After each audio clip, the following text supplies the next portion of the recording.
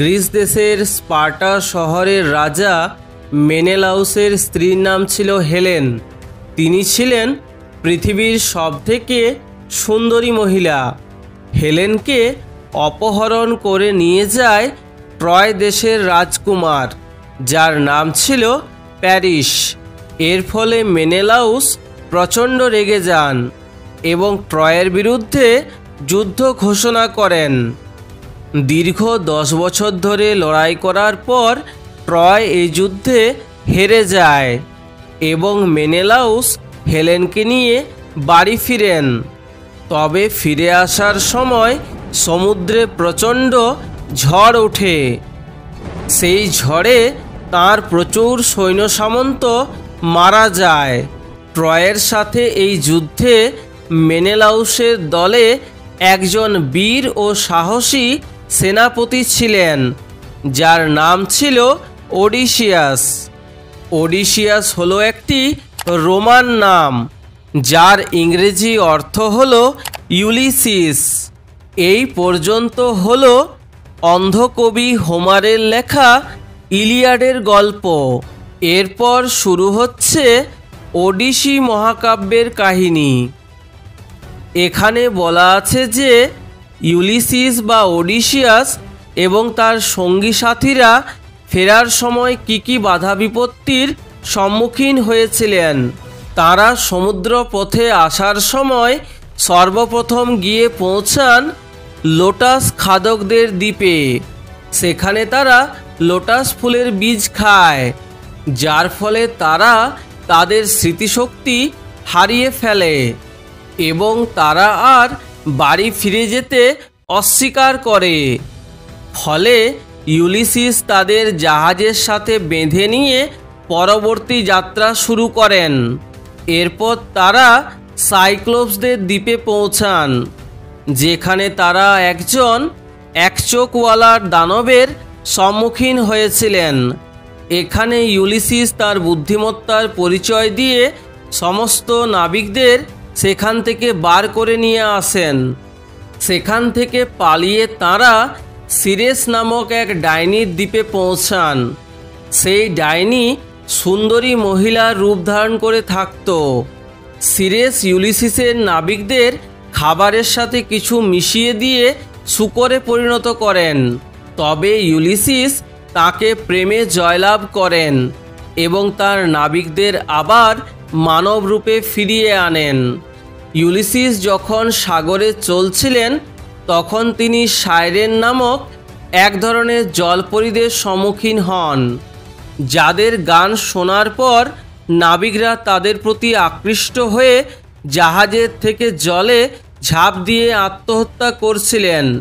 Ulysses এই বিপদ এড়ানোর জন্য তার সৈন্যদের কান মোম দিয়ে বন্ধ করে দেন, কিন্তু ইউলিসিস তাদের গান শুনতে চেয়েছিলেন, তাই তিনি কানে মোম দেননি, কিন্তু নিজেকে জাহাজের সাথে বেঁধে রেখেছিলেন।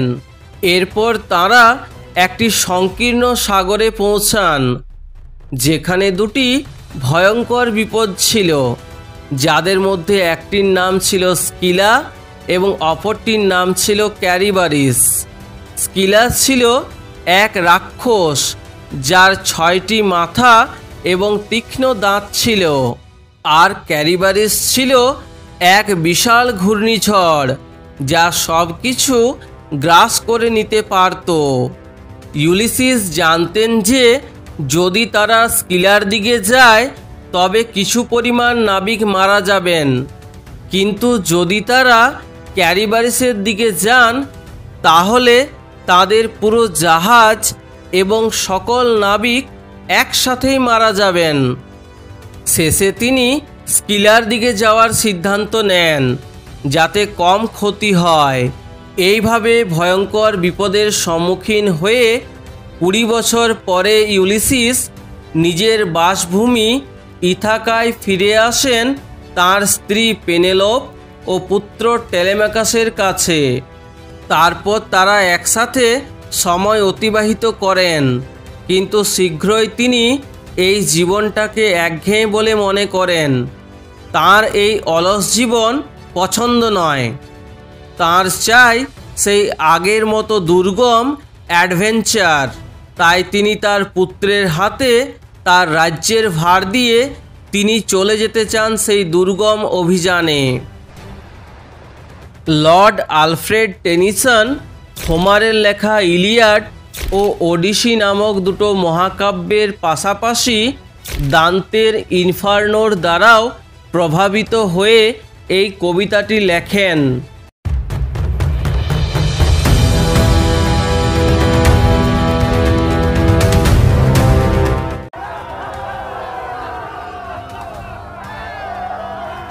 It little profits that an idle king, একজন অলস রাজা হয়ে কোনো লাভ নেই।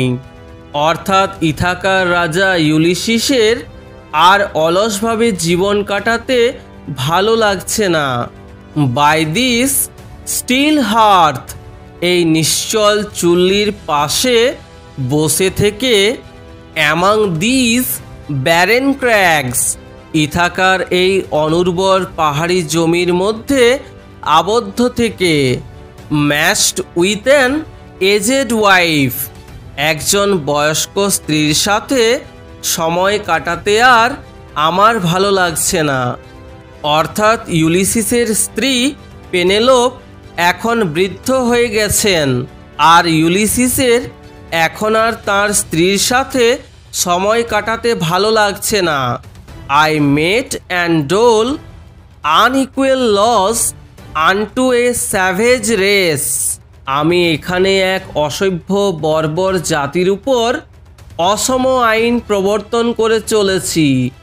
That hoard and sleep and feed, সেই জাতি যারা শুধু খাবার মজুদ করে আর ঘুমোয় আর খায় দায়।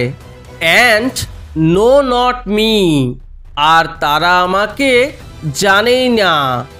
I cannot rest from travel, আমি কোনোভাবেই ভ্রমণ করা থেকে বিরত থাকতে পারবো না। I will drink life to the lees, আমি জীবনকে শেষ বিন্দু পর্যন্ত উপভোগ করতে চাই। All times I have enjoyed greatly, যেভাবে আমি সর্বদাই জীবনকে উপভোগ করেছি। হ্যাভ সাফার্ড গ্রেটলি, আবার কখনো প্রচণ্ড যন্ত্রণাও ভোগ করেছি।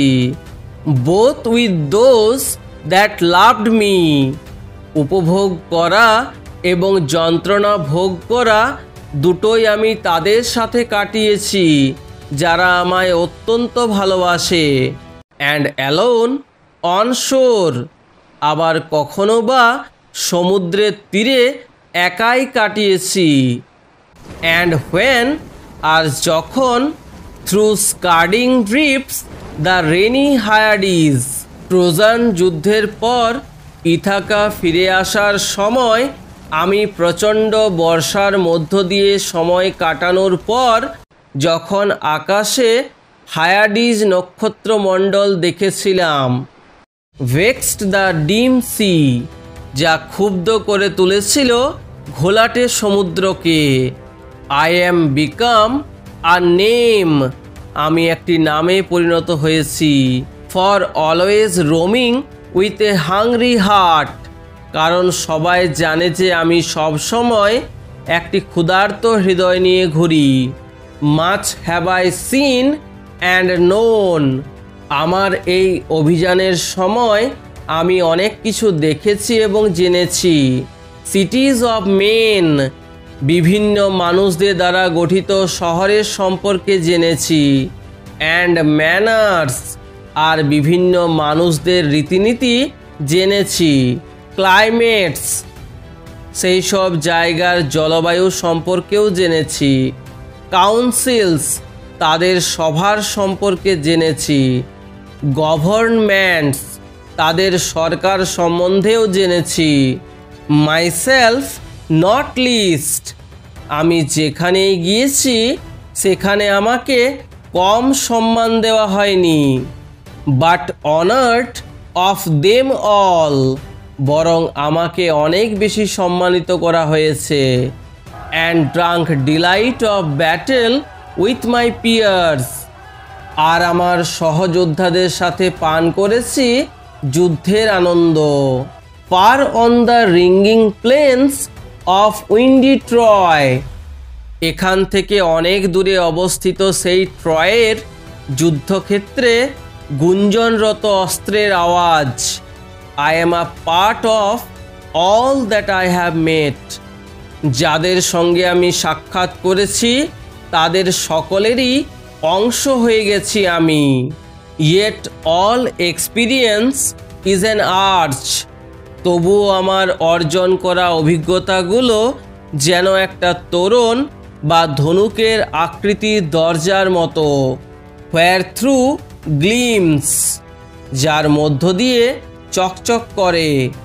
That untraveled world, সেই অজানা জগৎ অর্থাৎ সেই নতুন অভিজ্ঞতাগুলো। Whose margin fades, যার সীমারেখা মিলিয়ে যায়। Forever and forever when I move, চিরকাল ধরে যত আমি তার দিকে এগিয়ে যাই। অর্থাৎ ইউলিসিস বলেছেন তিনি যতবার ভাবেন এবারেই তার অভিজ্ঞতা অর্জন করা শেষ, কিন্তু তিনি যতবার অভিজ্ঞতা অর্জন করতে থাকেন ততই যেন তার মনে হয় এই অভিজ্ঞতা অর্জনের কোনো শেষ নেই।